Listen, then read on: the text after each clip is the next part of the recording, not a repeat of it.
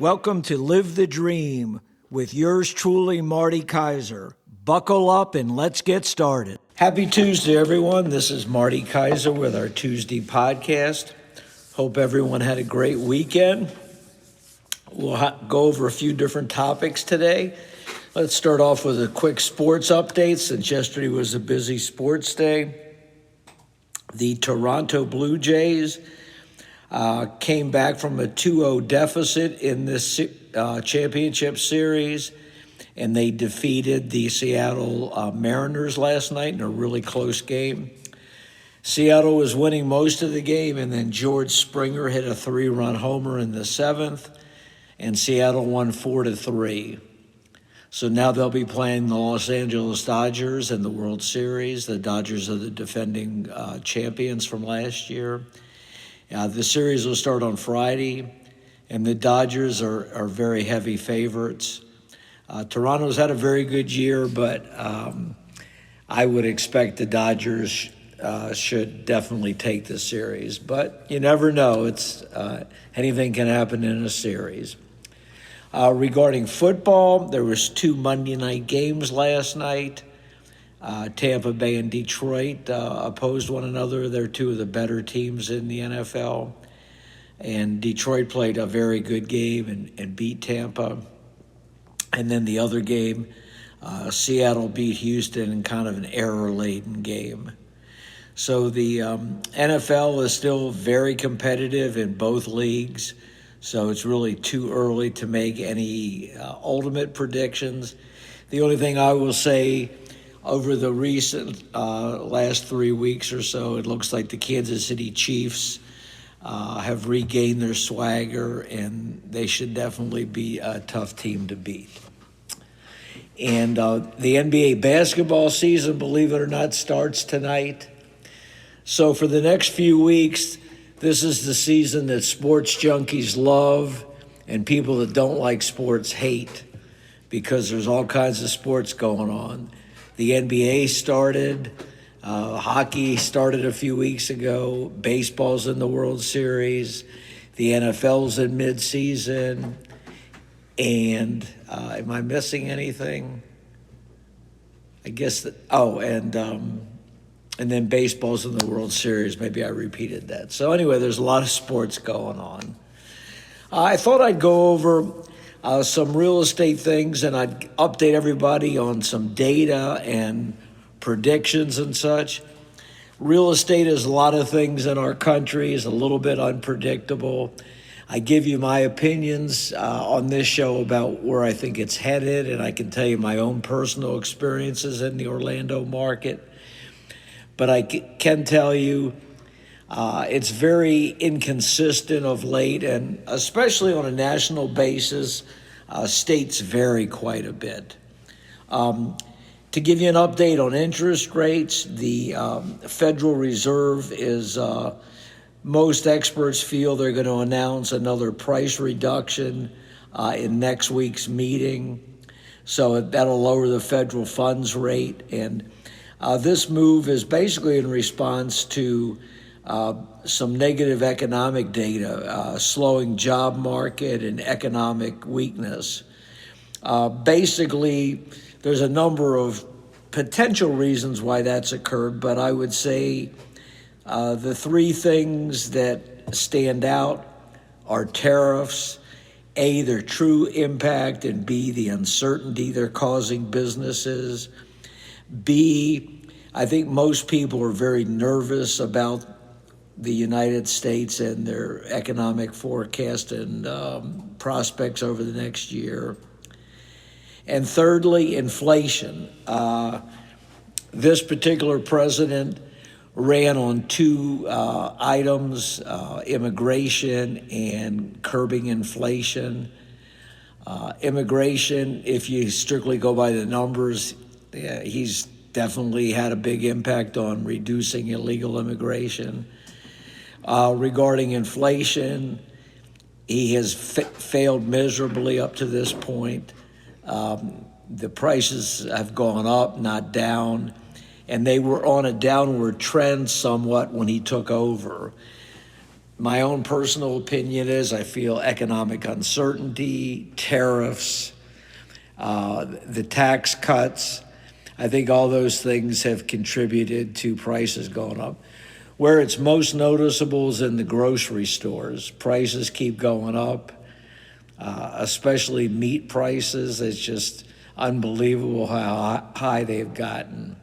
And I don't see any reduction in sight in inflation based on the current policy and political environment. Obviously, the government strike has affected people's confidence as well as the employment levels. So we'll just have to see how that's proceeding. If I had to summarize a lot of people's feelings about life in general, I would say confidence levels vary tremendously. There's a lot of cynicism. There's always cynicism about politics, but I think we're at an all-time high right now. Truth, I think truth is at an all-time low. A lot of what you hear is just falsehoods. And integrity. We really don't have much integrity in the United States currently. And I'm going to go on a related topic that's also a little bit different when it comes to the word integrity. I don't know, how some people completely turn out the news. Other people are news junkies. So when it comes to integrity, I'll use two different terms, George Santos and crime pays. Who is George Santos? Well, he's a congressperson that got a lot of notoriety over the last couple years. Basically, he was the first time he had been elected. He's from New York. And it came out that the guy's a complete charlatan. He lied about his background. He committed fraud. He illegally raised funds in a variety of things for his personal use. He did some corrupt things with credit cards. He did false fundraising. And basically his resume was not what he stated. And he got sentenced ultimately to 7 years in jail. And he pleaded guilty. It wasn't like these things were questionable. They were all out in the open and easily verified that he did these things. And the guy just showed the worst of not only our country, but how somebody like himself could get elected. Because I think, unfortunately, most voters don't do their due diligence. They believe a lot of what they hear on the internet, and they don't, if somebody that they like endorses somebody, they'll many times vote for them without, really doing their due diligence. So I think you can sum up George Santos in 2 words, and I'll explain what I mean by that. Crime pays. Can you believe in the United States, a headline that would be true is crime pays? Well, why am I saying crime pays? Well, George Santos got a complete pardon. Basically, all the things he was sentenced for, they're commuted. Why are they commuted? Because President Trump, since he has pardon power, commuted them. Well, why did President Trump commute them? There's always been a certain amount of skepticism and corruption with presidential pardons. But in my lifetime, I don't think I've ever seen a president who pardons people in the front part of their terms. It's bad enough when they do it as they're exiting because they do it so that they don't have to take the abuse. But President Trump, I'll give him credit, he's just blatant how he abuses his power. And I don't say that lightly. I would say that regardless of who was doing this. What is his logic in commuting the sentence of George Santos? Well, he's a loyal Republican, and he supported all President Trump's agenda. Those are the 2 reasons. Nothing to do with the fact that there was a shred of innocence with him, not to do with the fact that maybe he was penalized too severely. No, none of those things were really cited. He was pardoned because President Trump wanted to, and he was another person that by bowing to President Trump, he benefited from it. And all I can say is it's revolting. So what kind of example are we setting for not only our country but our youth? So the youth sees that if you're a loyal person to a powerful person, you can get away with all types of corruption and crime, and that our president has basically little morals. And I don't say that lightly. I would say the same thing regardless of who was president, regardless of what party they were in. It's just really discouraging, and it just sets a terrible precedent. And it's very scary because one person has so much control. President Trump has effectively taken so much control of this country that we're more and more on a direction of one person that's going to set the course for years to come. And an adjective for that is authoritarianism, or going in the vein of dictatorship. What happened to the rule of law in this country? We've completely abandoned it in the last 18 months. You can argue on certain things. For example, do you feel that James Comey should have been targeted by the Trump administration and the Department of Justice? Do you feel that John Bolton should have been targeted by President Trump and the Department of Justice? In my opinion, the things that they're accused of, and keep in mind that's just accused, they don't have much evidence at this point, are very weak. But why are they been gone after and been indicted? Because it's President Trump's retribution campaign. The one thing I will say is these two people are diametrically different. James Comey was the head of the FBI. And of course, President Trump accuses him of doing a bunch of falsehoods and trying to go after President Trump. What President Trump fails to mention is that when President Trump got elected in 2016, one of the reasons he got elected was James Comey used some very questionable logic and came out with information about Hillary Clinton that painted Hillary Clinton in a very negative light. And that was a big reason why President Trump won. So if James Comey was such a partisan, why would he have come out and really damaged Hillary Clinton? Because he's not a partisan. I questioned his logic and his intelligence when he did that, but I never thought he was out there trying to defeat Hillary Clinton. I just thought he used bad judgment. But I do think over the course of James Comey's career, it's been more positive than negative. Yet now he's got to retain expensive legal counsel and defend himself against what appears to be very shaky, what I would call, quote unquote, in parentheses, crimes. The other person is John Bolton. John Bolton is the most conservative of Republicans. So you can't say that he and James Comey are working in any joint effort, because one's a conservative Republican and one, even though he hasn't talked about his politics much, is probably, if I had to guess, a moderate Democrat.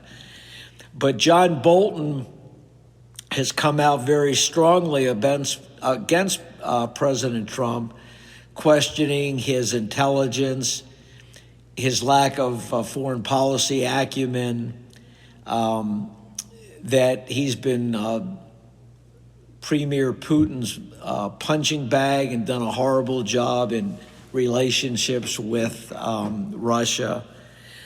And he's been gone after by President Trump and his Justice Department. And he's had death threats put on him, and he had his security eliminated from the government. I personally don't like John Bolton. I don't like many of his views. The only thing I will give him credit for is that he wasn't afraid to voice his opinion and come out against President Trump.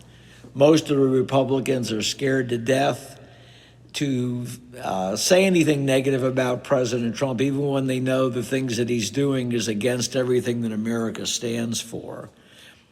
Being a patriot means following our Constitution, and a lot of the Republicans and President Trump have just failed to do so in the most egregious manner. We've basically lost our way in terms of how we're following laws. The Department of Justice, Pam Bondi and her crew there, they'll do the president's beckoning. They're like his private law firm. It's really scary, and quite honestly, I've never seen this in my lifetime, and it's just setting a very bad precedent. I think everybody needs to pay attention to these things, and it has nothing to do with partisanship. I would say the same thing if our president was a Democrat or if our president was an independent. It just so happens this president is a Republican, and he's gotten the majority of Republicans to go along in lockstep with him. Just look at this budget deficit, or not deficit, budget deadlock that we're having. Look how many people are going to lose their jobs. Look how much it's going to cost the country. And then on the news yesterday, you have this $250 million construction upgrade of the White House. The White House has been updated periodically over the years, but never to this degree. And the timing is just questionable when people are losing their jobs and the government's not functioning, but we can put a bunch of gold-plated ballrooms together in the White House. I just have to scratch my head and say, where has the country come to and where are we going?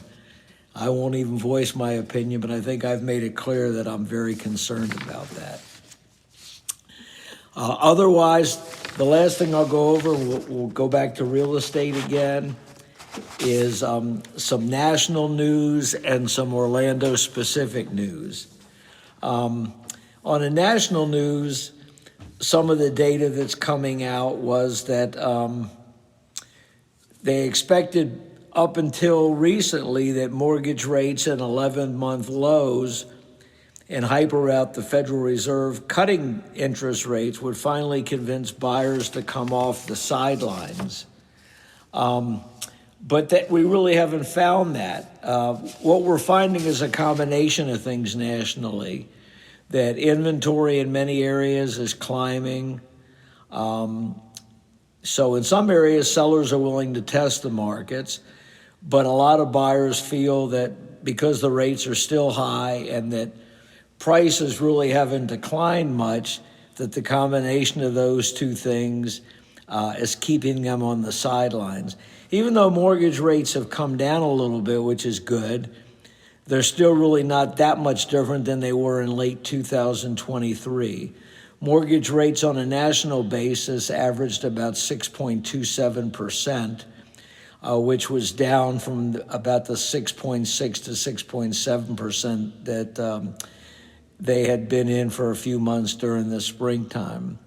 But unfortunately, these changes have not seemed to pull buyers off the sidelines. Just to give you one national company's perspective, Zillow a couple months ago calculated that interest rates would need to come down to less than 4.5 in order for a median income family to afford a typical home in the U.S. And that obviously is not close to happening, and it's way lower than even the most optimistic projections. What we're currently finding nationally in today's market is kind of what I would refer to as a stalemate between buyers and sellers. Buyers are hoping that rates will continue to come down, and they're waiting for a lot of higher price listings to possibly get reduced. The traditional markers of a challenged real estate market, like contract cancellations and listings being pulled off the market, remain a lot higher than normal. We found that in August, on a national basis, we had the highest cancellation rate of contracts since 2017. So we'll just have to see. Hopefully, buyers will realize that with the interest rate reductions and that the market not being as robust as people had hoped for, it's actually a good time to buy because it's a little bit less competitive for buyers right now. So as prices have stabilized and or come down, and as interest rates have come down a little bit, buyers will get some excellent opportunities. So that's kind of on a national basis, some of those statistics. Last but not least, of course, is the Orlando market. So just to give you some finite numbers, and this is a snapshot for September, the median home price in September in the Orlando area was at $378,000, which was about a $5,000 decrease from August. Inventory in Orlando in September was down about 13,000 homes, which was a little over 2% down in Orlando. And that's neighborhood specific. You'll find some neighborhoods have gone up in inventory and other neighborhoods have gone down. So if I've mentioned in previous podcasts, you really have to look at the neighborhood specifically that you're interested in. Houses, the time on the market is pretty much stabilized over the last couple months. It's run between 70 and 75 days on the market.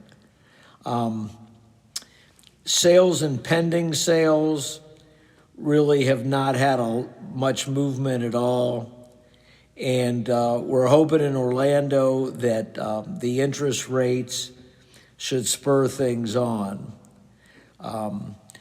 We're pretty much, I would say, in the midst in Orlando of a neutral market. I would say compared to other parts of Florida, we're doing better than most parts of Florida. And I think that that's going to remain similar because Orlando has a little bit more balance in the sense of you have always got a lot of out-of-state customers that are buying vacation homes and investment properties, but you also have a steady amount of local folks that are either looking to buy their first home, or for the people that are in a little bit better economic position, it's a good time to move up because the prices have stabilized. So I hope that gives you a little bit of insight into national as well as local real estate news. Keep in mind on the political front, remember the name George Santos. That's going to go down in infamy as one of the most, what I would call disgusting canceling of somebody's crimes that we've seen in a number of years with no redeeming qualities on that gentleman. He hasn't, and he served about 3 months of his sentence.